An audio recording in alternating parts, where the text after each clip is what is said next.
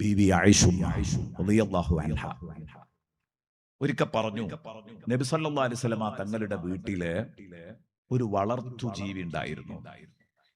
ശ്രദ്ധിക്കണം ഈ പറയുന്നത്. നമ്മൾ എന്തെങ്കിലും ഒന്ന് മനസ്സിലാക്കിയാൽ മതി, അതുകൊണ്ട് നമ്മൾ രക്ഷപ്പെടും. അത് ജീവിതാന്ത്യം വരെ കൊണ്ടു നടന്നാൽ മതി. ആ ഒരു ബഹുമാനമുള്ള മനസ്സ്, ആ ഒരു ആദരവിന്റെ മനസ്സ്, കൽബ്. റസൂലുള്ളാഹിന്റെ വീട്ടില് ഒരു പെറ്റ് ഉണ്ടായിരുന്നു, ഒരു വളർത്തു ജീവി. റസൂലുള്ളാഹി വളർത്തിയിരുന്ന ഒരു ജീവി ഉണ്ടായിരുന്നു. ആ ജീവി എന്താണെന്ന് ഹദീസിൽ നിന്ന് അതിന്റെ പേരൊന്നും വ്യക്തമല്ല. കീരിയെ പോലെ, അണ്ണാനെ പോലെയൊക്കെ ഉള്ള ഒരു സാധനം, ഒച്ചയും വിളിയിട്ട് നടക്കുന്ന ഒരു സാധനം. അത് പ്രസവിച്ചു, അതിന് കുട്ടികളൊക്കെ ആയി. അതും അതിന്റെ കുട്ടികളും. ബഹുമാനപ്പെട്ട ആയിഷ ബീവി പറയണം, അള്ളാന്റെ റസൂല് റൂമിലുണ്ടോ അല്ലേ എന്ന് കിച്ചണിൽ ഇരുന്ന് എനിക്ക് പറയാൻ പറ്റിയിരുന്നു. റസൂലുള്ളാഹി റൂമിലുണ്ടോ അല്ലേ എന്ന് എനിക്ക് അടുക്കളയിൽ നിന്ന് പറയാൻ പറ്റുമായിരുന്നു.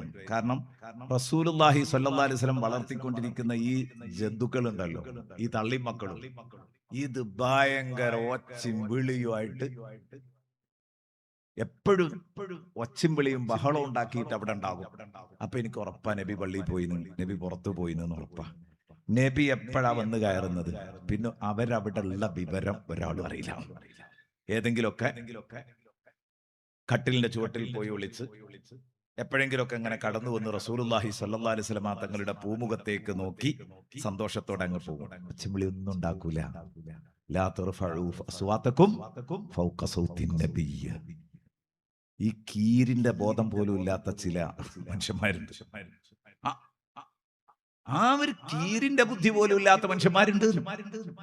റസൂലുള്ളാഹിന്റെ ഹളറത്തിൽ പോയിട്ട് സെൽഫി എടുക്കുക, അവിടെ പോയിട്ട് വീഡിയോ കോൾ, ഒക്കെ ശരിക്കും ഇങ്ങനെ കാണാം. വീഡിയോ കോൾ ഇങ്ങനെ ചെയ്തിട്ട് അള്ളാന്റെ റസൂലിന്റെ അടുത്തേക്ക് മൂഡ് തിരിച്ചു നിന്നാണ് ഫോട്ടോ എടുക്കുന്നത്. എന്നിട്ട് വീഡിയോ കോള് ഓൺ ചെയ്യുന്നുണ്ട്. നാട്ടിലുള്ള പെണ്ണ് തലയെ തട്ടടാതെ ഇയാളോട് സംസാരിക്കുന്നുണ്ട്. റസൂലുള്ളാഹിക്ക് കാണിച്ചു കൊടുക്കുക. നമ്മളൊന്ന് ആലോചിച്ച് നോക്ക്, ഇതിന്റെ ഒക്കെ ഒരു അദബ് എത്രയാണ്. അള്ളാന്റെ റസൂല് പൊരുത്തപ്പെടും. അതൊക്കെ എന്തിനാണ് കാശും ചെലവാക്കി അവിടെ പോയത്? മദീനത്ത് പോയാൽ നല്ല അദബ് വേണം.